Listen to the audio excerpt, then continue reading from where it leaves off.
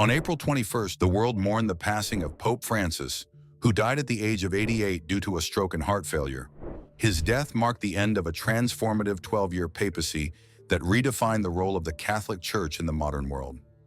Jorge Mario Bergoglio was born on December 17, 1936, in the Flores neighborhood of Buenos Aires, Argentina, to Italian immigrant parents. His father, Mario José Bergoglio, was an accountant, and his mother, Regina Maria Sivari, was a homemaker. Growing up in a modest household, Bergoglio was the eldest of 5 children. In his youth, Bergoglio pursued technical studies and earned a chemical technician's diploma from a local high school. He worked in various jobs, including as a janitor and a bouncer, before experiencing a life-changing bout of pneumonia at age 21, which led to the removal of part of his right lung. This health crisis became a pivotal moment, deepening his spiritual reflection and commitment to faith. In 1958, Bergoglio entered the Society of Jesus, commonly known as the Jesuits, a Catholic religious order renowned for its emphasis on education, intellectual rigor, and missionary work. He was ordained a priest in 1969 and quickly rose through the ranks, becoming the Jesuit Provincial Superior in Argentina from 1973 to 1979. His leadership during this period was marked by a focus on humility, social justice, and a preference for simple living. Bergoglio's ecclesiastical journey continued as he was appointed Auxiliary Bishop of Buenos Aires in 1992, Archbishop in 1998, and Cardinal in 2001 by Pope John Paul II. As Archbishop, he was known for his pastoral care, often traveling by public transportation and living in a modest apartment rather than the Archbishop's palace. In 2013, following the resignation of Pope Benedict XVI, Bergoglio was elected as the 266th Pope of the Roman Catholic Church, taking the name Francis. He was the first Jesuit Pope, the first from the Americas, and the first non-European Pope in over 1,200 years. His choice of the name Francis was a tribute to Saint Francis of Assisi, reflecting his commitment to humility, peace, and care for the poor and the environment. Pope Francis's papacy was characterized by a focus on inclusivity, social justice, and environmental stewardship.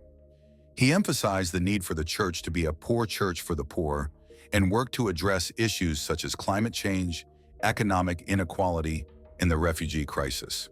His leadership style was marked by simplicity and a desire to bring the church closer to the people.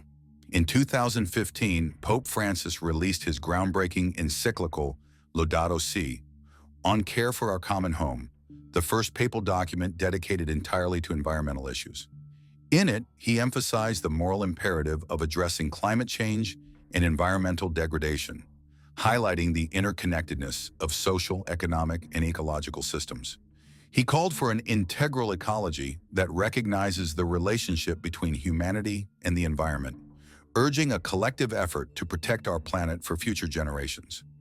In the Middle East, Pope Francis consistently advocated for peace and understanding. He condemned violence from all sides in conflicts such as those in Gaza and Syria, emphasizing the importance of dialogue over aggression. His visits to the region, including a historic trip to Iraq in 2021, underscored his commitment to fostering interfaith harmony and supporting persecuted communities. Regarding the conflict in Ukraine, Pope Francis took unprecedented steps by visiting the Russian embassy in Rome to express concern over the invasion. He called for ceasefires and humanitarian corridors, highlighting the suffering of civilians and urging world leaders to prioritize peace. His balanced approach aimed to maintain open channels for dialogue while condemning the horrors of war. Pope Francis also made significant strides in promoting interfaith dialogue. In 2019, he co-signed the document on human fraternity with Sheikh Ahmed El-Tayeb, Grand Imam of Al-Azhar, advocating for mutual understanding and coexistence among different religions. This initiative led to the establishment of the Higher Committee of Human Fraternity, working towards global peace and tolerance. His efforts extended to Asia, where he engaged with leaders of various faiths to promote unity and address social issues. Through these actions, Pope Francis reinforced the Vatican's role as a moral compass in global affairs, emphasizing compassion, dialogue, and the intrinsic dignity of every human being. On Easter Sunday, April 20th, Pope Francis made his final public appearance, delivering the traditional Urbi et Orbi blessing from the balcony of St. Peter's Square, Peter's Basilica. Despite recovering from bilateral pneumonia, he appeared to the faithful, offering a message of hope and peace. In his address, read aloud by Archbishop Diego Ravelli, due to his frailty, Pope Francis called for an end to global conflicts, specifically mentioning regions like Gaza, Ukraine, and the South Caucasus, and emphasized the importance of religious freedom and mutual respect among diverse communities. The following morning on Easter Monday, April 21st, Pope Francis passed away peacefully at 7:35 a.m. in his residence at Domus Sanctae Marthae in Vatican City. His death was announced by Cardinal Kevin Farrell, the Camerlengo of the Holy Roman Church. The cause was a cerebral stroke, leading to irreversible cardiac arrest.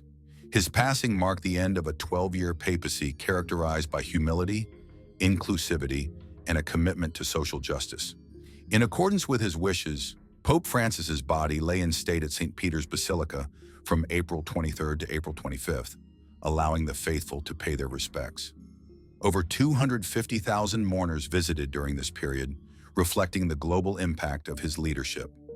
His funeral was held on Saturday, April 26, 2025, in St. Peter's Square, presided over by Cardinal Giovanni Battista Re, Dean of the College of Cardinals. The ceremony was attended by numerous world leaders and dignitaries, including U.S. President Donald Trump, French President Emmanuel Macron, Ukrainian President Volodymyr Zelensky, and Prince William representing King Charles. The service emphasized Pope Francis's dedication to peace, the marginalized, and interfaith dialogue. Following the funeral, Pope Francis was laid to rest in the Basilica of Santa Maria Maggiore in Rome, becoming the first pope in over a century to be buried outside the Vatican. His simple marble tomb, inscribed with Franciscus, reflects his lifelong commitment to humility and simplicity. The choice of burial site also underscores his deep devotion to the Virgin Mary, as the Basilica houses the revered icon of Salus Populi Romani. Pope Francis's legacy is one of compassion, humility, and a commitment to social justice. He redefined the papacy by focusing on the needs of the marginalized and advocating for a more inclusive church. His teachings and actions continue to inspire millions worldwide. As the world reflects on the life and impact of Pope Francis, his message of love, unity, and service remains ever relevant. His papacy serves as a testament to the power of faith in action and the enduring influence of compassionate leadership. So that will be the end of this episode. Be sure to leave a like and subscribe to our channel for more content like this one.